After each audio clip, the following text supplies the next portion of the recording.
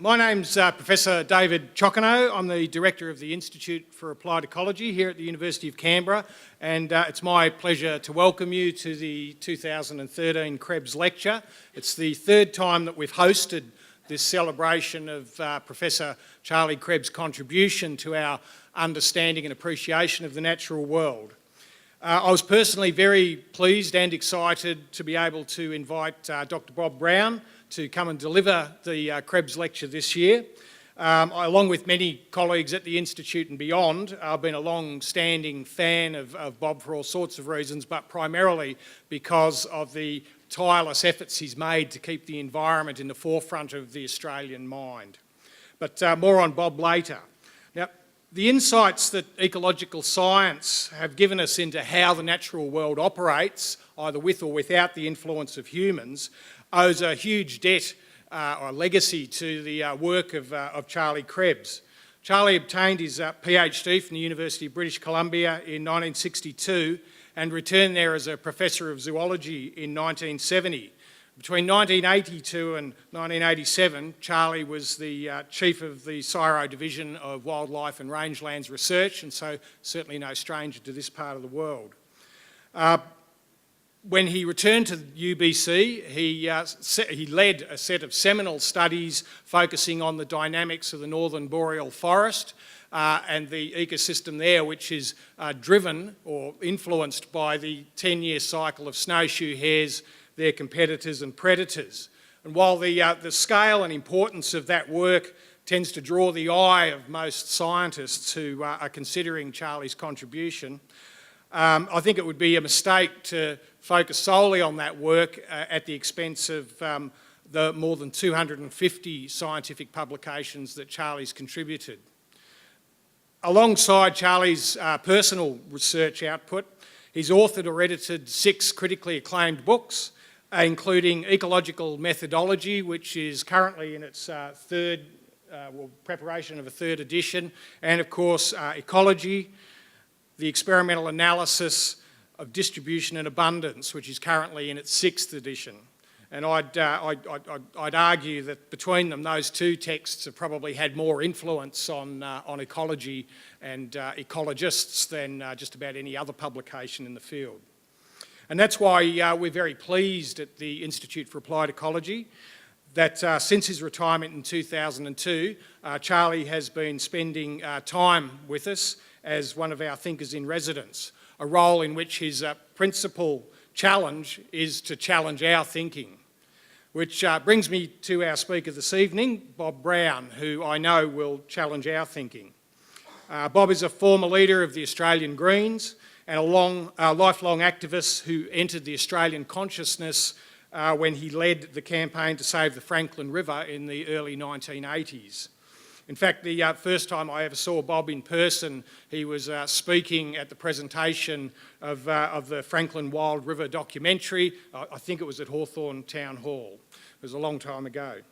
That was in 1982, and my exposure to Bob and the film and the speech prompted me to raft the river that year and to take part in the blockade the following summer.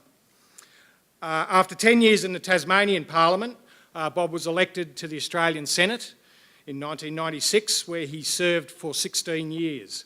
He was the leader of the Australian Greens from 2005 to 2012, when he retired from the Parliament to establish the Bob Brown Foundation. Ladies and gentlemen, would you please join me in welcoming Dr. Bob Brown.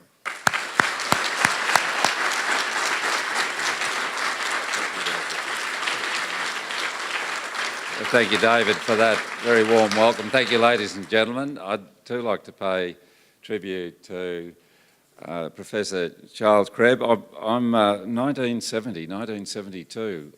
I was wandering in the back hills of Scotland, having been pickpocketed in London in 1970, a little later than this in the year. I just wanted to, wondering what the world was on about. I got to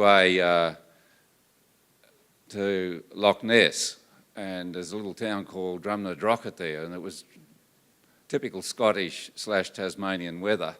And I had hair out here and had been sleeping out because I couldn't get accommodation at most places. And I asked if there's anywhere I could stop at Drumthordocket for the night. And they said, oh, no, it's all shut except for old Peggy Mackenzie. She might still be open, we don't know. She was polishing the front doorknob on her little accommodation stay. And I asked if she'd give me a room for the night. And she looked. It went on for 2 minutes, I think. And finally said, well, young man, you can load the coal and I'll think about this. And I ended up in satin sheets. She found out I was a doctor. But she also said to me, Bob, Dr. Robert it was, in her Scottish brogue, I was polishing the doorknob and you asked, could I stay for the night? I had a real dilemma, because I'd just been on my knees praying to the good Lord that he wouldn't leave me alone for winter. And how could I say no when somebody says, I want to be with you for the night? So it's just one of those little incidences that gives you great hope for humanity. I think that there's a latent kindness and acceptability there, even to the most foreign, threatening, potential and unknown entity. And I want to talk tonight about that latent potential we have as human beings. And the question to ask is democracy failing the biosphere? Now, the biosphere, in layperson's terms, is the land, the water, the air upon which life depends on this one little planet, which, so far as we know, is the only place harbouring intelligence in the universe.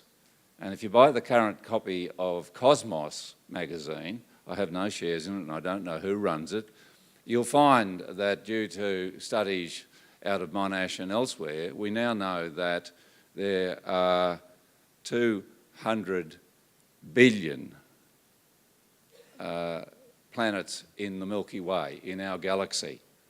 And it's expected there are billions of galaxies. So put all that together and it all goes beyond our ability to even think about the potential for there being life elsewhere in the universe. But the odds start stacking up that there is or has been intelligence equivalent to us coming out of the evolution of life in similar life potential circumstances elsewhere in the universe. Indeed, it would be a very long odds indeed for that not to have happened. And one of the daunting prospects out of that setup is, and you get into great trouble if you muse on this when you're in politics, Charles, a thinker in residence. What an outrage it would be to have one of those at Parliament House. Or in the press gallery.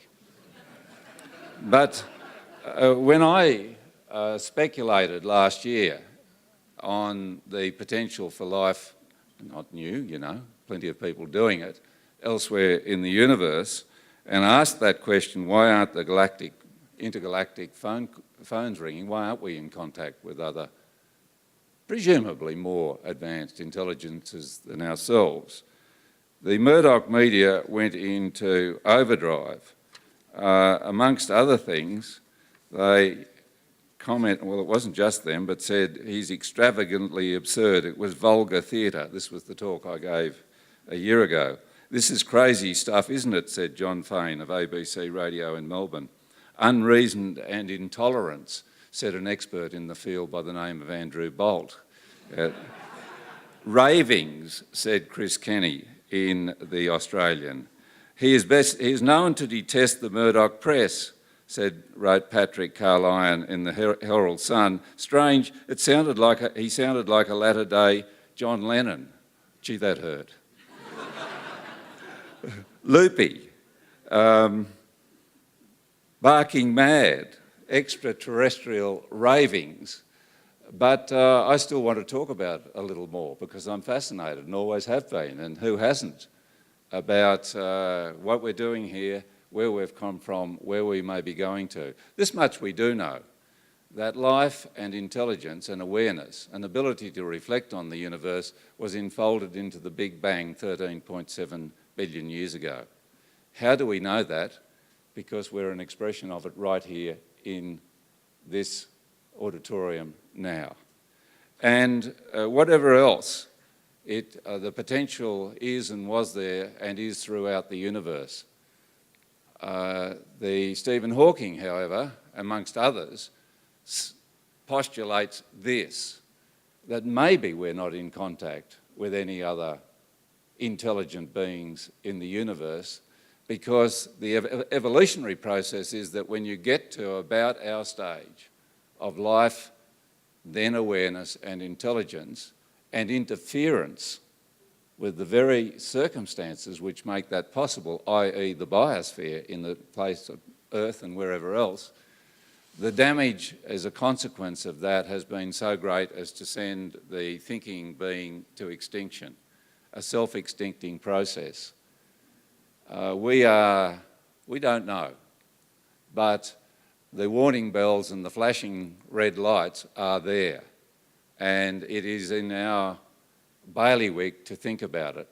Because if that is the course of events, and it looks that this planet at least, we might be first, we might be X billionth, who knows, is on that trajectory, then the question is whether we can have the intelligent override to be able to make a difference this time and to employ the forbearance to protect the biosphere, the very thing which is essential for us as a living sentient being, now in massive herd proportions on this planet, to be able to come to grips with our own impact on the planet and give viability and security into the future for our own species, if not for our fellow species on this planet, though who of us would disagree that our fellow species make this life on Earth fascinating, wondrous, and stimulate our creativity, our imagination, our joie de vivre, if you like, in incalculable ways. I'll come to the whales in just a short while. But the question is, what about the circumstances of the planet? Now, I'm not here tonight to give the statistics because you all have them.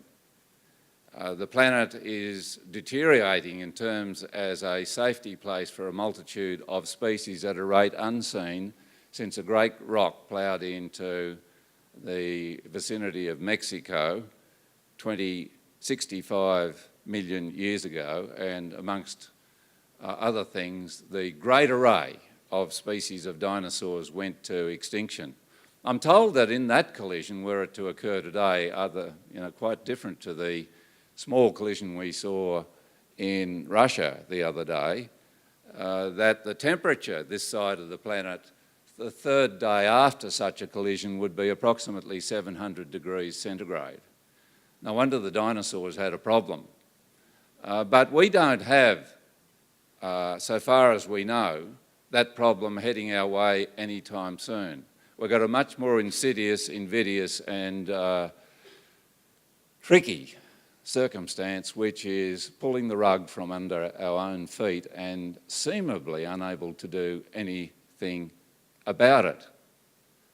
There have been psychological studies into this, and all of us love life, but few are able to look at the circumstances which would come out of the misuse of nuclear weapons or the spread of a mass catastrophic germ, let alone the oncoming and much more difficult to get the mind around slow destruction of global warming, which we're all engaged in at the moment. So better still to close down the mind, just deny it and get on with enjoying life, because we want to enjoy life.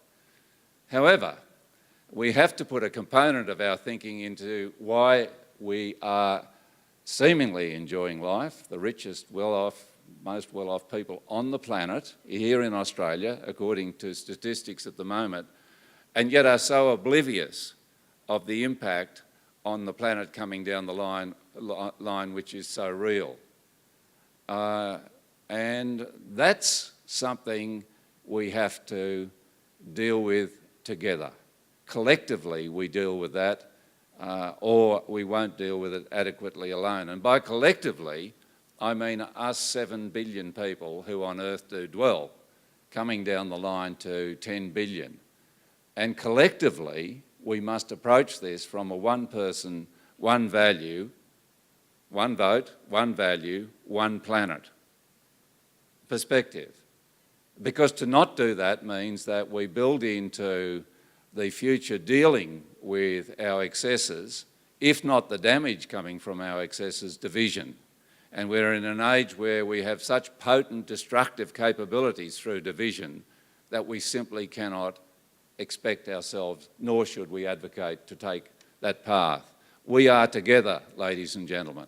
And when I addressed that meeting, Dear Earthians, last year, which has since had cartoonists and editorialists falling over themselves to point ridicule, I wonder at whether we do have the intelligence to make it, because we are Earth citizens from here on in, whether or not we put in structures which enable that to express itself through the full fluorescence of democracy. One person, one vote, one value, one planet.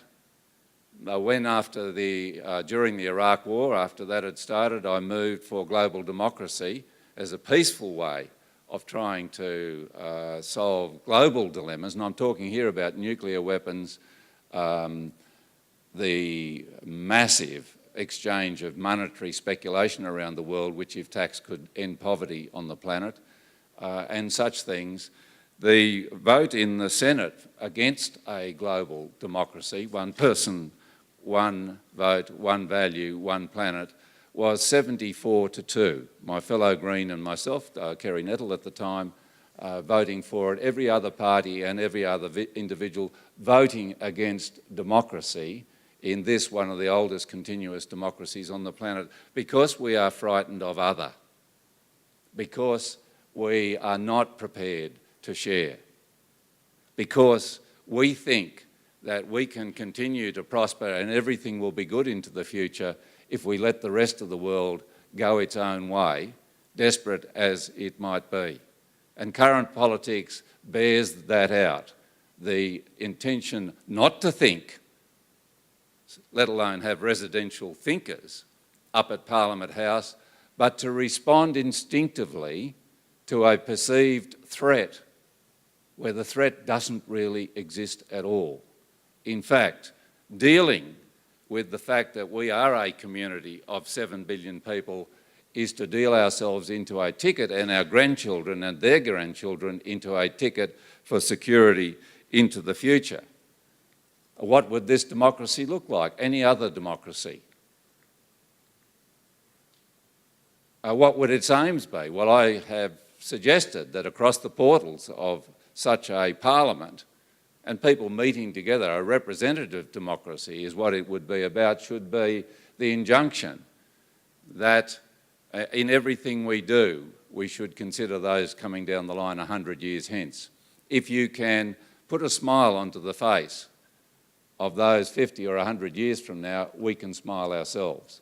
And that is a big test which would dramatically change the course of politics, because it's currently about me now, in this age of instant self-gratification and materialist consumption on a planet which is currently consuming 120% of its living regenerable resources.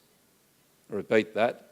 Currently, we are consuming 120% of the renewable living resources of the planet, and the trend is rapidly accelerating upwards. Do we come to grips with that, or don't we? Well, across the spectre of a fantastic democracy is the spectre of a great foe, and that foe is plutocracy, the rule of the rich. and it is de facto invading and eroding the concept of democracy at every level right round the planet, wherever it is manifest. And it has to be dealt with, or it will end up ruining the potential we human beings have as a community, working on the collective consensus to make it into the future. Now, that's according to the Australian media, a radical, mad idea. I want to quote people way before me in much more isolated circumstances, if you like, who were considering this ability of the agglomeration through corporations to the few, money and therefore power at the expense of the many. In 1816, Thomas Jefferson said this: "I hope that we shall crush in its birth this aristocracy of our moneyed corporations, which dare already to challenge our government to a trial of strength and bid defiance to the laws of our country." I'm going to the Greens fundraiser for to see Abraham Lincoln tomorrow night, and I'm looking forward to it very greatly.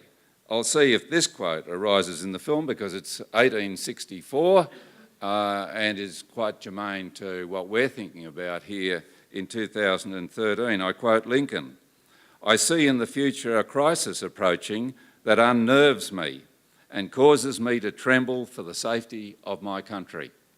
This is in the wake of that civil war. "Corporations have been enthroned, and an era of corruption in high places will follow, and the money power of the country will endeavour to prolong its reign by working upon the prejudices of the people until all the wealth is aggregated in a few hands and the Republic is destroyed." That's Lincoln in 1864. Woodrow Wilson, in the wake of World War I, had this to say: things had moved on. "The masters of the government of the United States are the combined capitalists and manufacturers of the United States." The fears of Jefferson and Lincoln had been more than realised. Franklin D. Roosevelt, a decade later, said, "The liberty of a democracy is not safe if people tolerate the growth of private power to a point where it becomes stronger than the democratic state itself." That, in its essence, is fascism: the ownership of government by an individual, by a group, or by any controlling private power. And Dwight D. Eisenhower then went on to warn in his farewell speech about the enormous threat to the security, the safety and the well-being of the United States from the growing power and secrecy of the military-industrial complex. I am not here echoing the words of some extravagant, radical, paranoid people. I am talking here about thinkers elected at the centre of the biggest and greatest democracy the planet has ever seen. And yet we have in this nation, patterned on both the democracies of Europe and the United States, extraordinary override of the democratic process and the wishes of the people by the powers and the corrupting powers, these are, of corporations through the money they have. And this is levied in two major ways: through the ownership of the means of communication, advertising. And it is no doubt salient that in the last couple of years, when I was in the Senate and trying to bring some regulation in the public interest to the media, by such an extraordinary innovation as to say, well, every other profession in Australia has legislated for it rules to guide its behaviour, be it lawyers or teachers or doctors, in the public interest, but not journalism. So why don't we take the journalist's own devised 10-point set of principles for Australia and simply legislate it? Well, the howls of opposition from the press gallery and the media have effectively put paid to any such notion. And no wonder, because the media is a driving power for the self-interest and aggregation of money to the detriment of the few. Front pages are no longer news pages, they are opinion pages, and that carries right through the newspapers. Sure, the token alternative voice of is allowed there. But we no longer have newspapers, we have viewspapers. Thank goodness for the electronic media, which is so far, although China is showing a stirring ability to censor it, to be brought under the control of the few media interests, including our own Rupert Murdoch, the media baron par excellence, whose outreach globally is so extraordinary that of 175 newspapers which his corporation owned at the outset of the Iraq War, not one had an editorial point of view other than supporting George W. Bush, Mr. Blair and Prime Minister Howard's, now seen as misconceived, based on false information and a presentiment to the public which was demonstrably wrong, invasion, with the consequent hundreds of thousands of lives lost and the ongoing cruelty, which was done in the name of replacing a dictator with democracy.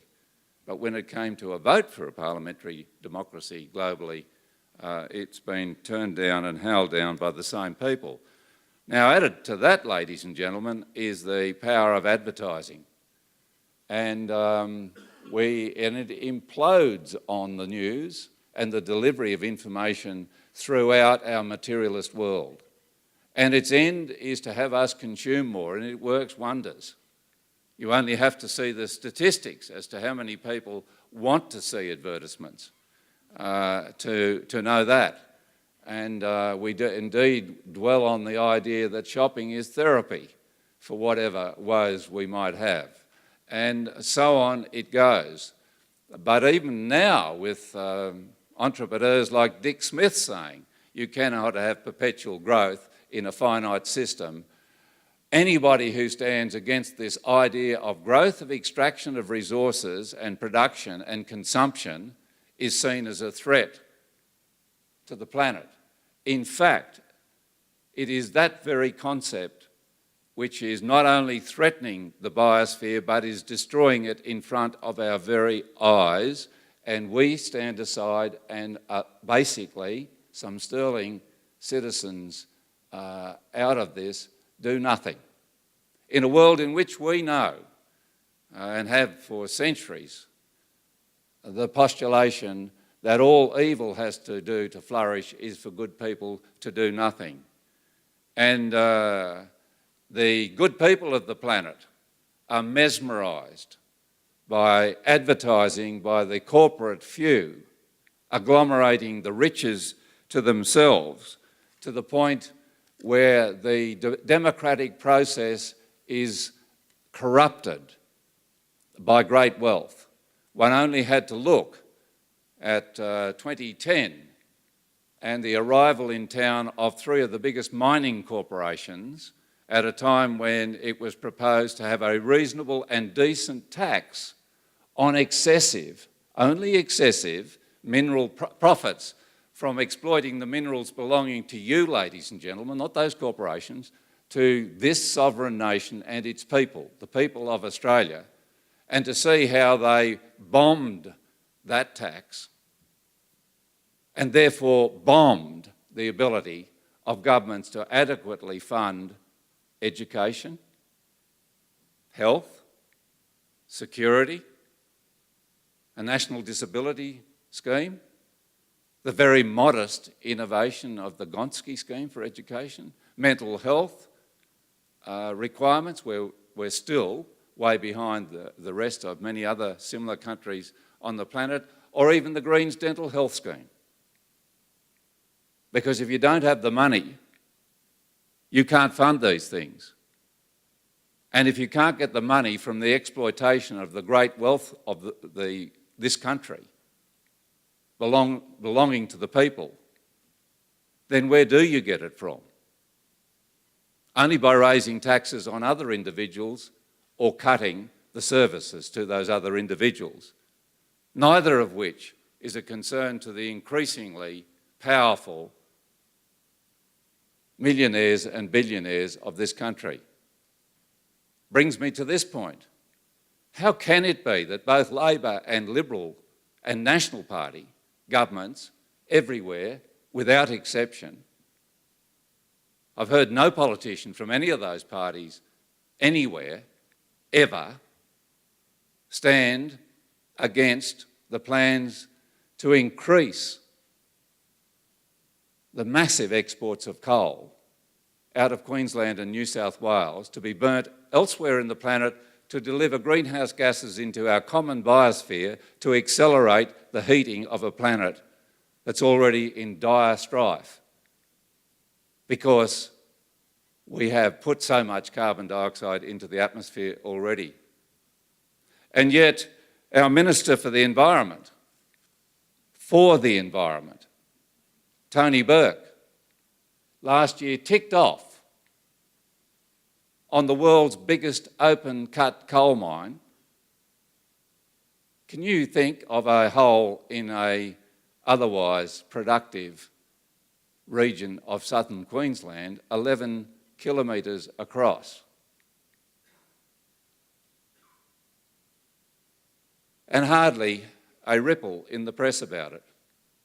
And now we have proposals for bigger coal mines out of the Galilee Basin in Queensland, which when they get going, and they'll want infrastructure to get to ports at public expense in a country where they can't yet afford fast train travel between capitals, let alone light rail within capitals, coal transport gets the nod ahead of the transport of the public, whose coal it is. When it is at full cycle, a decade or two down the line, the burning of that exported coal out of Australia will produce twice the greenhouse gas emissions of our whole nation and all its current power stations, all its current transport systems, all its current mines. And where is the debate about that? Well, if you go to the front page of The Australian, the debate has been sidelined because we're still having a debate about whether climate change exists or not. Skeptics have been brought out to keep the debate over there. Let's not have action until we settle the matter. A very deliberated, clever tactic being carried out not just by those who are wanting to make more money out of coal directly, but the purveyors of that information in the press, including the Murdoch media around Australia. When I suggested 5 or 6 years ago that we should have some sort of moratorium, we should, if Kevin Rudd was elected, so that tells you how far up, we should spend a period of time thinking about phasing out the export of coal. I got my face on the front of the Telegraph, the Courier Mail and a front page on The Australian. This man is coming to take your jobs off you. And I got a call from the mayor of the town at the centre of then coal mining in Queensland and said, come up here, we've got an empty hall, we'll fill it with 600 people. So I said, yes, I'll come. Well, 100 turned up. The police gave us exercises on how to escape if we were attacked by the mob surging forward. But instead of that, the mayors who did come along, heard an alternative about renewable energy and about security for the future and about what else we could be doing with this planet instead of burning a resource under the ground which is not renewable and for which the greenhouse gas emissions have no take-back factor, as happens, for example, with the regeneration of forests. Talking of that, just as part of this extraordinary power of the minerals industry, our Minister for the Environment, Tony Burke, came Tasmania's way a fortnight ago and announced that the World Heritage Value Tarkine Wilderness, the greatest temperate rainforest in this nation, full of rare and endangered species, the stronghold of the beleaguered Tasmanian devil, as well as the giant Tasmanian wedge-tail eagle, a place that has extraordinary Aboriginal heritage. I sat there with elders on the seashore a year ago looking at the mysterious ancient carvings in the rocks. Some of them have had a red swastika put over them, others have been chiselled with crosses. People have backed trucks into them. The police have never been called. That's our national heritage under state and federal Labor and Liberal governments. And so much more. But Tony Burke, the Minister for the Environment, said he had to make a decision for economics and leave the Tarkine open to the 20-something applications to mine it in the coming years, which will riddle it and rattle it and destroy it as a wild and intact entity. And hardly a discussion followed from that.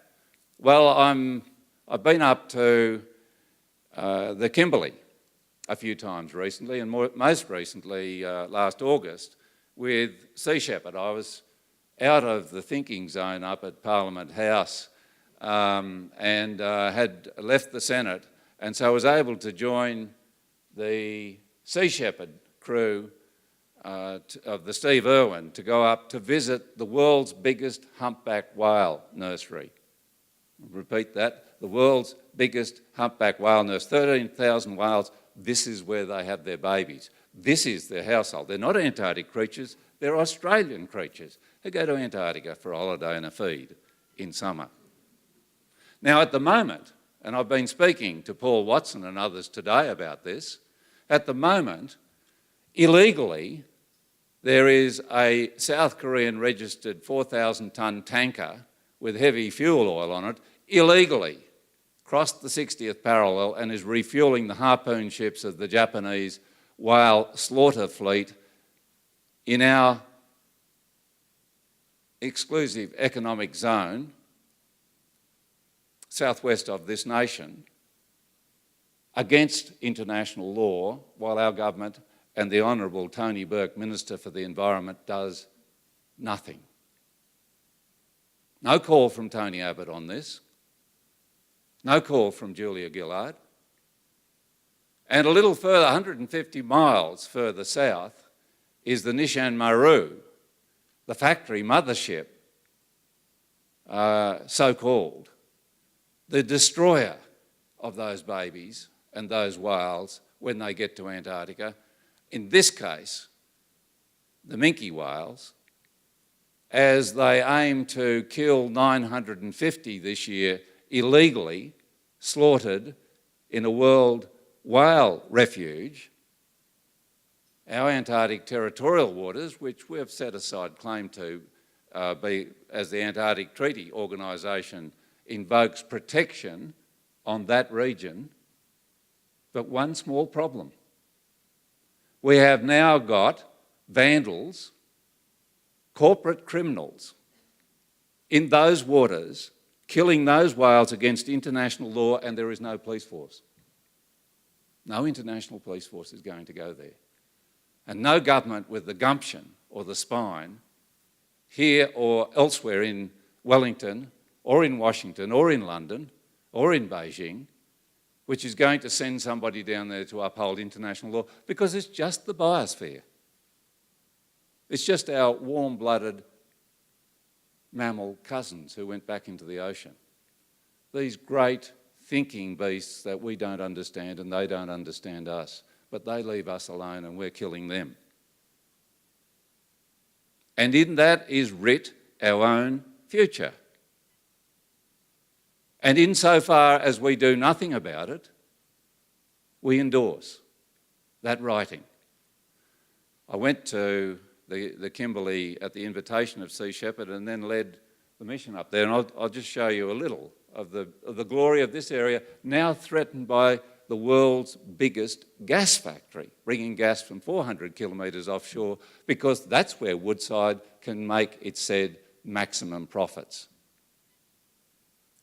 Insisted upon by the federal government, Martin Ferguson, and the state government, Premier Barnett, Labor, and then Liberal. Thank you.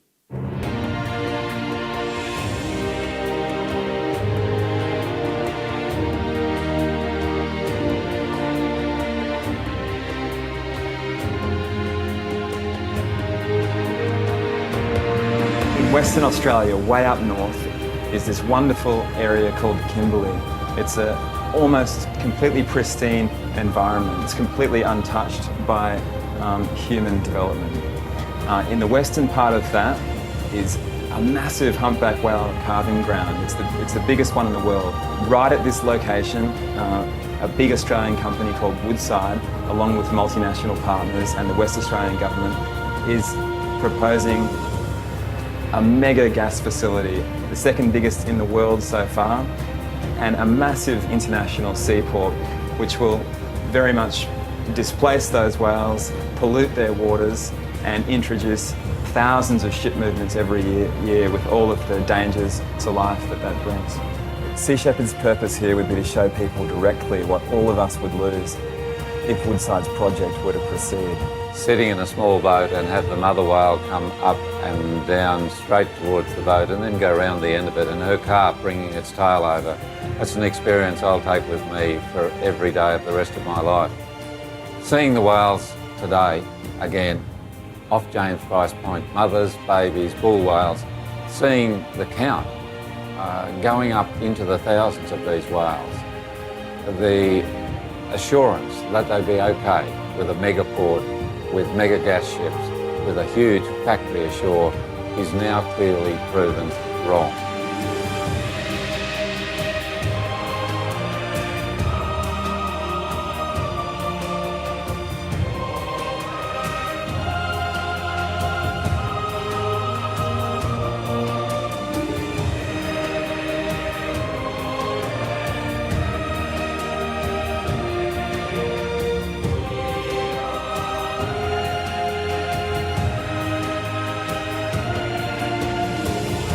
Whale nursery's been intact and unscathed by modern industrial development. It should be kept free. This nursery can't go somewhere else, but that gas factory can. Since departing the Kimberley coast, we've certainly seen a much higher profile for the issue in the press. So for the first time, the status of the Kimberley coast is a talking point, and it's something that we're aware of throughout the country. It's become a national concern.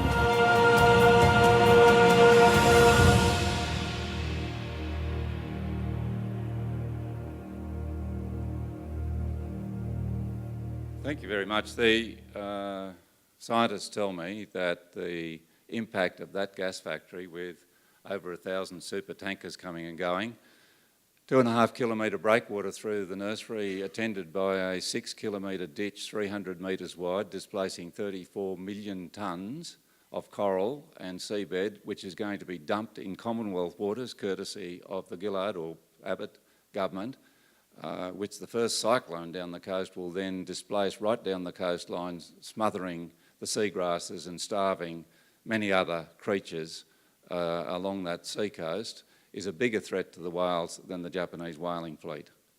And it's our governments that have that in their hands. And it's us as citizens that have that in our hands.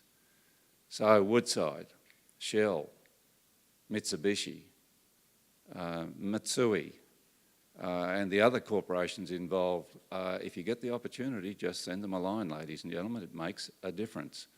I think the ground is moving because the ferocious opposition that there is to this, non-violent but ferocious. I'm going over to a John Butler concert on the weekend at Fremantle, where they're expecting 5,000 to 10,000 people to turn out in opposition to the extraordinary impact on the Gallaraballoo people's land. You saw some of them on that ship.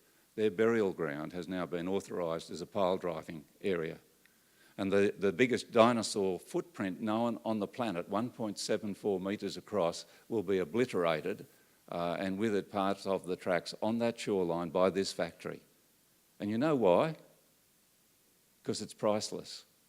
It has no price at all. And they can put their gas factory elsewhere. They can put it out to sea. Shell's got the technology for that.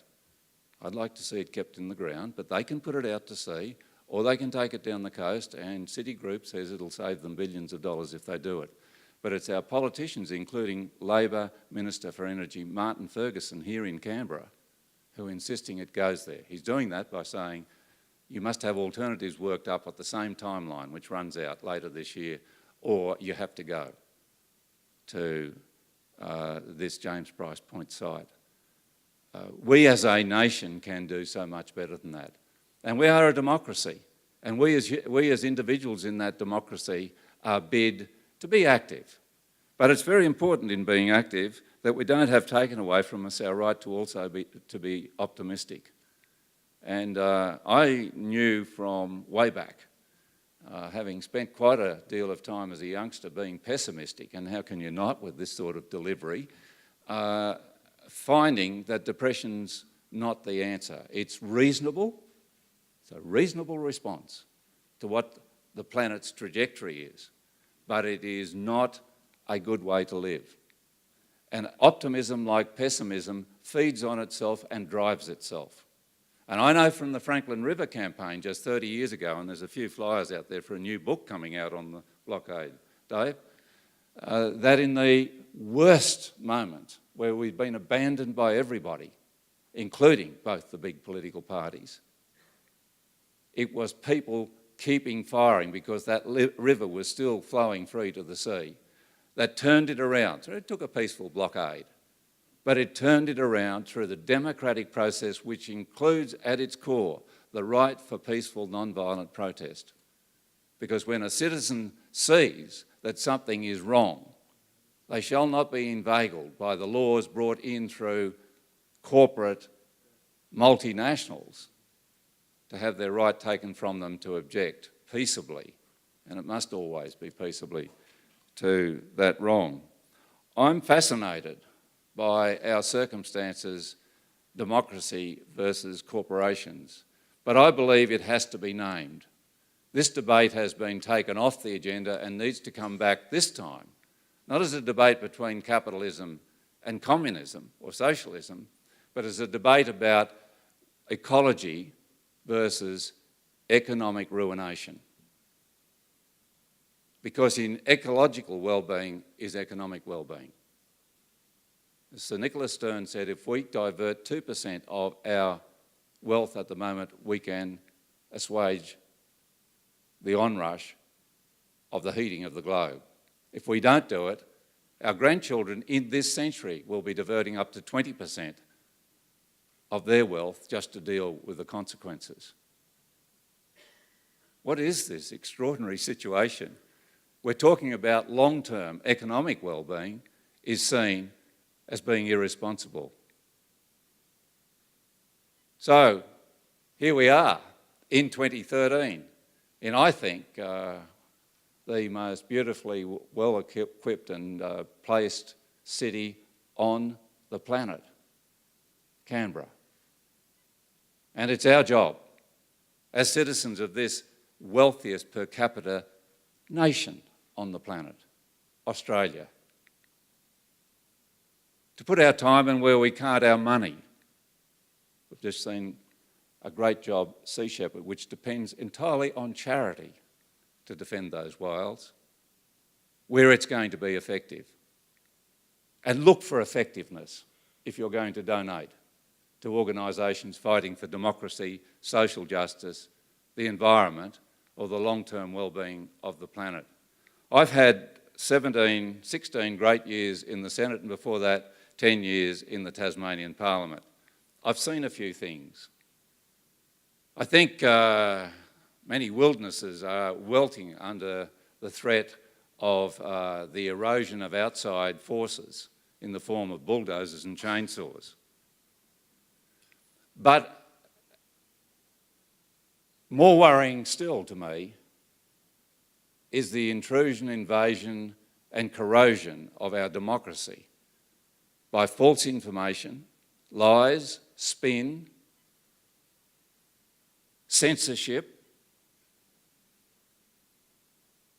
by the wealthy multinational corporate sector of the way this planet does not work, in the interests of that outcome which we were warned about by Jefferson and Lincoln so long ago. It's up to us to debate this, to think about it, to insist on a clean democracy in the future, to insist on elections where there is balance in what is given to the people, where options are opened up. It's a debate that must not be closed down because the media says you can't have that. It's a debate we as citizens in this country should be taking a world lead on.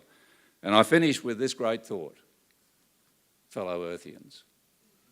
Should we not propose that Australia host this global representative parliament? Should we not be taking the lead on this? I suspect it will be some African or Asian or South American country that does it. Because self-advantage is very often seen by those who are struggling, much more clearly than those who have it. But there's a thought, which will bring me, no doubt, a good deal more opprobrium.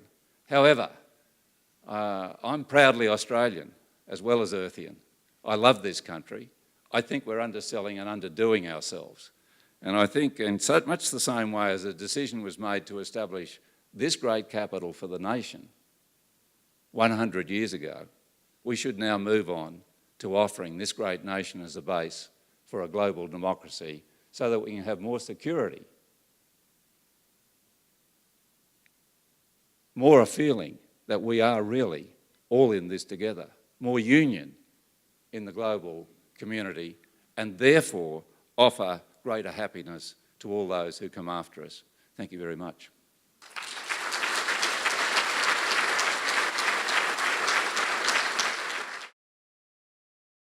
Thank you, Bob, for an inspiring talk. I think all of us who began our careers as ecologists, field ecologists, appreciate, as you clearly do, the biosphere, the ecosystems of the Earth.